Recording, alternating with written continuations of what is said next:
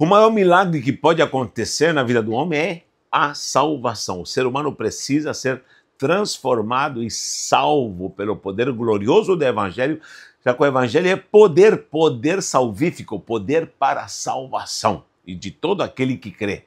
Mas há muita gente que está entusiasmada, alegre com o Evangelho, faz parte de uma cultura gospel evangélica, há muita gente convencida até, talvez atingida na sua mente somente, e deixa evidências que realmente não há ainda uma conversão genuína. Como ter certeza de uma conversão gloriosa genuína? Os primeiros passos são, logicamente, nós sabemos que é arrependimento e conversão. O próprio Cristo falou, arrependei-vos e convertei-vos. Essa foi a pregação gloriosa inicial do Evangelho. E nós precisamos entender isso, que se não há arrependimento nem conversão, eu não posso garantir que entrei ou adentrei na dinâmica gloriosa desse poder que é o Evangelho, poder para a salvação. Vamos ver doutrinariamente as garantias que temos e as evidências em escritos sagrados, onde vamos ver se realmente, através de 7 itens, se realmente estamos convertidos ou não. Me responda, por favor. Você é convertido? Você é salvo? Você tem certeza disso? Deixe um comentário aí. Em primeiro lugar, diz que nós precisamos ser sepultados. Uma vez que nos arrependemos, nos convertemos, o poder do Espírito nos convence do pecado e estamos tomados por essa glória do Evangelho, temos que ter a convicção que estamos sendo sepultados. Em Romanos 6,4. Olha o que diz Romanos 6,4. Diz que fomos sepultados com Ele. E por isso está a simbologia do batismo. O batismo é muito importante que ele seja por imersão. Imersão é submergir nas águas, porque é um símbolo de sepultamento. A própria doutrina do batismo ensina isso. Símbolo da nossa morte, onde esse Natanael humano, carnal, natural, pecaminoso, segundo a herança de Adão, ele morre. Tudo que era minha maneira de viver, minha existência de uma forma pecaminosa, precisa morrer.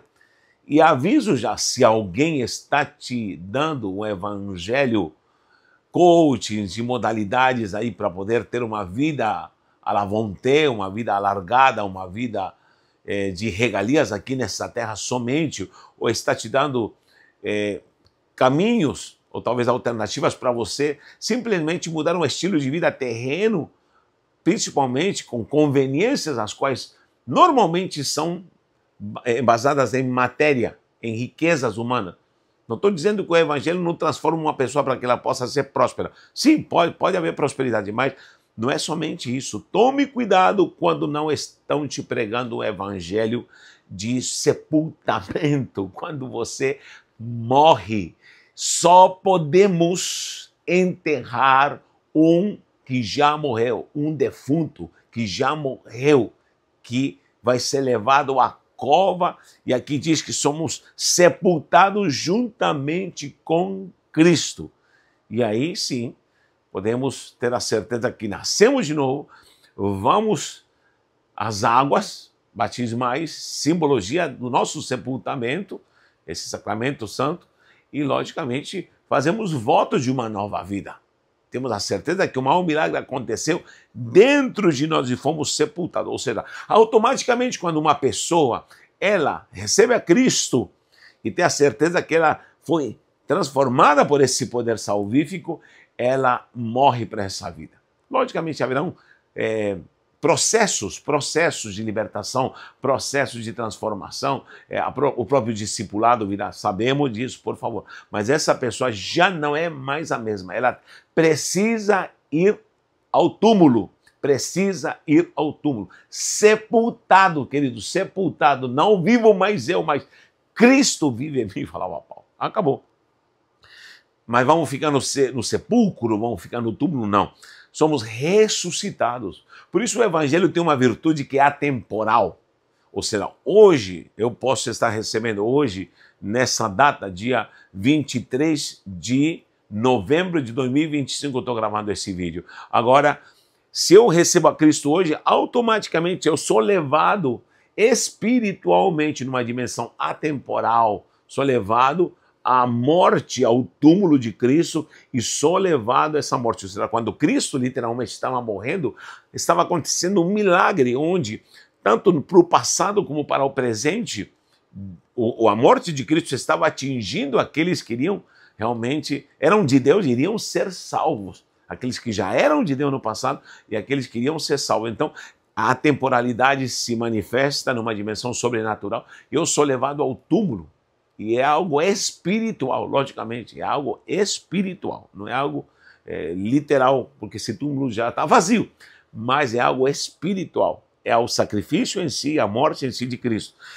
E sou ressuscitado, ou seja, quando Cristo, que é a primícia dos que dormem, ele ressuscita, logicamente, já está pela fé na dimensão atemporal, ressuscitando a todos aqueles que iriam se converter. Espiritualmente, ressuscitamos por uma novidade de vida e nos ressuscitou pela fé no poder de Deus. Esse Deus Todo-Poderoso que ressuscitou a Cristo Jesus. Colossenses 2,12. Diante do céu, se a gente não entende doutrina, a gente nunca vai entender a glória e nunca vai desfrutar do evangelho pleno. Hoje estão pregando o evangelho de muitas conveniências, o evangelho de campanhas, o evangelho de tantas maracutaias, que às vezes é mais entretenimento, estão fazendo shows, como sempre critico aqui, palanques e tanta coisa, eventos e pulseirinha, e vem para lá, vai para cá, mas o povo não está sabendo o que é realmente uma genuína conversão.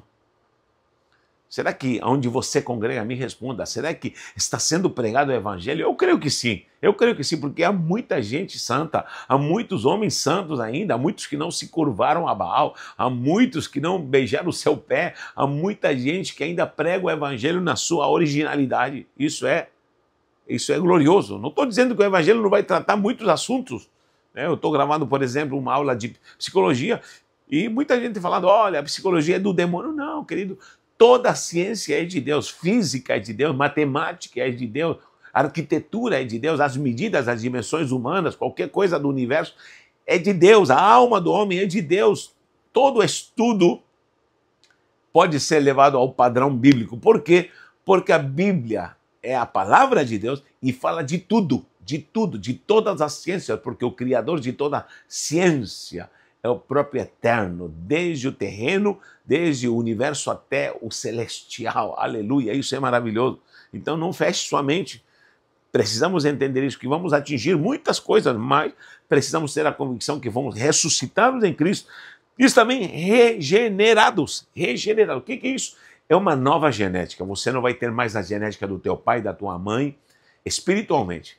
Espiritualmente, numa dimensão celestial, você não é mais reconhecido como o herdeiro do teu pai, da tua mãe, da tua genética, porque automaticamente a genética de Cristo agora te transforma e você é reconhecido como filho de Deus. O Espírito, como diz em Romanos 8, com o nosso Espírito vai testificar que agora somos filhos de Deus. Somos agora a sua herança. Tito 3:5 fala da regeneração. Tito 3:5 fala que fomos regenerados e nos salvou pela lavagem da regeneração.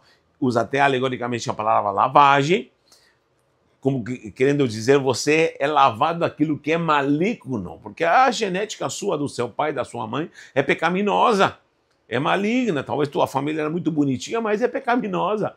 Outros já eram descendentes de Lampião, de Maria Bonita. Eu era descendente de um assassino. Eu sou descendente de um assassino. E era tão maligno, que meu pai queria matá-lo. Ele cresceu desde a infância com a ideia de um dia matar o próprio pai. Ele tinha uma arma para matá-lo. E meu avô se converteu, foi regenerado, e depois de muitos anos pregou para o meu pai, que já estava adulto, e meu pai, com todo aquele ódio, imagina as frustrações, tanto pecado, se converteu, e os dois se tornaram servos do Senhor e pregaram por muitos anos juntos a palavra do Senhor. Regeneração é isso. Então, quando o Senhor, ele te levanta, ressuscitado no mundo espiritual, agora você tem uma nova genética. Você não é mais a mesma pessoa. Só que além dessa regeneração, diz que fomos selados. Sabe que um selo, uma garantia? Efésios 1:13. Efésios 1:13 diz que fomos selados com esse selo que é o penhor, esse penhor que nos dá a garantia pelo Espírito Santo de Deus. Então, o Espírito vem em nós e ele agora habita e dá a garantia. Sabe aqueles produtos que tem selo de garantia?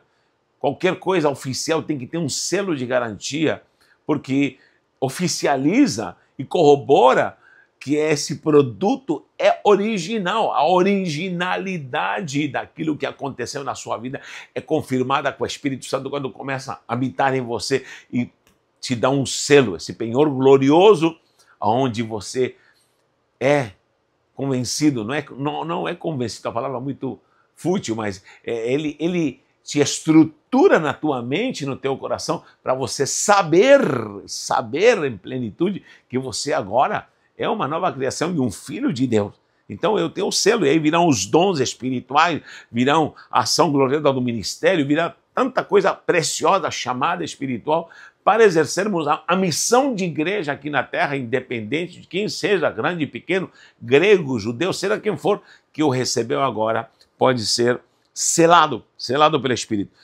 E nesse selo é como se fosse a passagem para quê? Preste atenção nisso, porque muita gente não entende isso e poucos pregam sobre isso.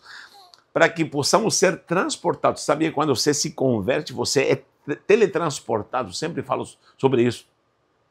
E a garantia dessa passagem é esse selo, onde esse Natanael espiritual agora, que é selado, é reconhecido no céu, é tomado e é levado numa ação sobrenatural para os lugares celestiais. Diz assim, nos transportou para o reino do seu Filho, nos tirou do império das trevas.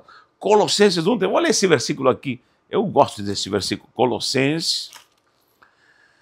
Vou ler o 12, Colossenses 1:12 também. Dando graças ao Pai que nos fez idôneos. Você não tinha idoneidade, não tinha. Estávamos destituídos, éramos pecadores. Para participar da herança dos santos da luz. Já somos herdeiros, porque agora somos filhos, somos selados, temos garantia, temos um passaporte sobrenatural, que é esse selo. Ele nos tirou, já está falando do passado, nos tirou do império das trevas.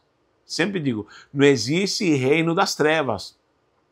Há muita gente que fala assim, existe o reino das trevas e o reino da luz. Não, existe império das trevas. Há uma diferença em reino e império. Império das trevas, e nos transportou aí-se para o reino de um rei. Porque Satanás não é rei. Satanás é simplesmente um principado, é um príncipe das trevas. E esse príncipe das trevas é que comanda o império das trevas. Agora, aqui é reinado, é o reino de Deus, onde existe um rei. E nos transportou para o reino do Filho, do seu amor, em quem temos redenção. E Paulo começa a exortar. Então, nos transportou para o reino do seu Filho. Então, a dimensão de reino é algo espiritual, é uma dimensão que não é terrena. E é onde eu sou tomado espiritualmente e sou levado, transportado. Eu já tive visões sobre isso e eu ensino isso à igreja para que eles, no mundo espiritual, eles entendam que eles precisam assumir, para que eles precisam ser transportados. Porque nessa dimensão do reino celestial, onde estão as regiões celestes, há um trono preparado para você se assentar juntamente com Cristo. Por isso é o próximo passo. Uma vez que eu sou transportado e chego numa dimensão espiritual, e você precisa ter essa visão.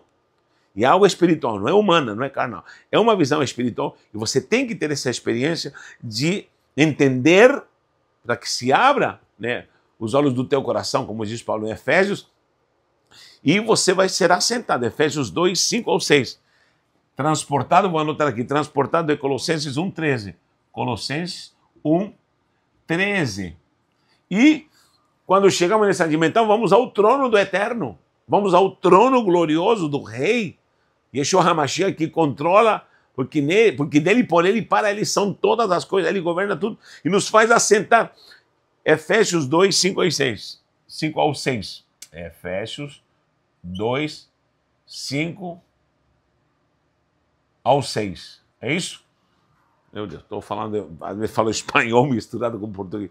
Você me entende, meu amado irmão. Olha, assentados agora nesse trono glorioso, Efésios fala claramente, e nos fez assentar nas regiões celestiais, ou nos lugares celestiais, juntamente com Cristo, e nos deu herança de todas as coisas. Olha só, as abundantes riquezas da sua glória, diz também Efésios capítulo 1. Bendito Deus, aqui é Efésios 1 agora, bendito o Deus e Pai do nosso Senhor Jesus Cristo, o qual nos abençoou com o quê? Com toda sorte de bênção. Quando assumimos o trono, temos a glória de toda sorte de bênção. Qual bênção? Toda sorte de bênção espiritual, material, família, toda sorte de bênçãos. E ali nos assentamos nos lugares celestiais, como também nos elegeram nele antes da fundação do mundo. E logicamente aqui no capítulo 2, como nós lemos do 5 ao 6, diz assim, e nos ressuscitou juntamente com ele, nos fez assentar. Então, quando fomos ressuscitados na regeneração, vamos somando, somos selados, nos dá o selo da garantia, somos transportados ao reino do seu Filho, e ali nos mostra o trono. Nos fez assentar nos lugares celestiais em Cristo Jesus, para mostrar nos séculos vindouros as abundantes riquezas da sua graça, pela sua benignidade, para conosco em Cristo Jesus. Uma vez que estamos assentados, estamos ali reinando com Cristo, embora estou aqui, olha, eu estou aqui nessa terra, nesse bairro, nessa sala gravando, mas eu tenho que ter a convicção que eu estou assentado juntamente com Cristo. Aí tem o comando sobrenatural, onde vem a sua autoridade espiritual. Por que temos crentes com tanta dependência que lhe façam isso? Hoje os pastores se apresentam como gurus e como agoreiros, como fazedores de mandinga, me faltam palavras aqui, como fazedores de mandingas, né? Porque eles parece que vão dar o passe da bênção. E as pessoas não têm autonomia mais para buscar a glória e a virtude da herança que lhes corresponde.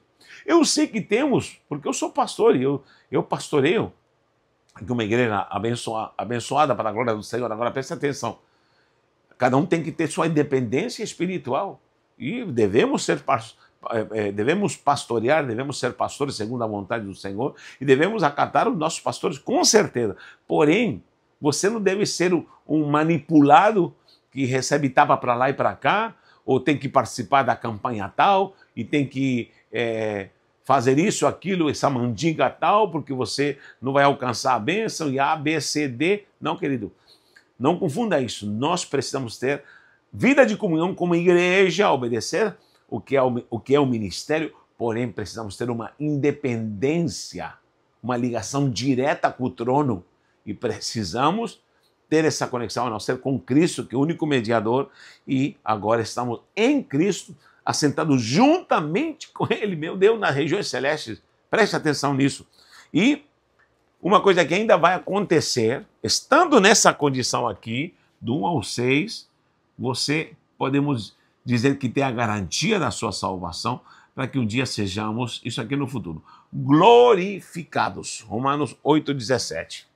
Entre outras passagens, podemos dizer que há versículos que falam da glorificação, como diz Paulo em Coríntios, isto que é corruptível se revista da incorruptibilidade. Um dia seremos transformados num corpo de glória, um dia seremos glorificados. E aí me diga, será que essas condições estão se cumprindo em nossas vidas? Será que entendemos profundamente esses temas? Quando você entenda essa dimensão de temas, meu irmão, você começa a desfrutar, e por isso que eu sempre te convido para estudar conosco. Venha estudar conosco, entre na Universidade do Reino, aprenda essa dinâmica e você estará ajudando uma obra missionária gloriosa pelo poder e autoridade da palavra, eu te digo isso, e fazendo a obra do reino acontecer. Isso aqui é para a obra do reino e você estará cooperando e ajudando e fazendo essa dinâmica gloriosa do reino se propagar. E você vai desfrutar. Há muita gente que tem me falado, Natanael, depois que eu entrei, conheci, estou aprendendo, aprendi a desfrutar tudo isso aqui, eu estou vivendo uma vida de plenitude em todos os sentidos, espiritualmente, materialmente, familiarmente. Eu vejo muito crente frustrado hoje em dia, muito crente angustiado, muita depressão no meio da igreja, muita gente com problemas emocionais terríveis, muita gente lamuriando, muito vitimismo, muita gente fracassada na fé, decepcionada com homens, e tem razão, porque está faltando pregar o evangelho com base na doutrina, o evangelho verdadeiro. E cremos que o Senhor tem bênção para a tua vida, você é salvo, você é regenerado, você é transformado, e para isso você tem que ter essas convicções no Espírito. Que o Eterno te abençoe, muito obrigado por estar conosco, um abraço e um beijo no seu coração.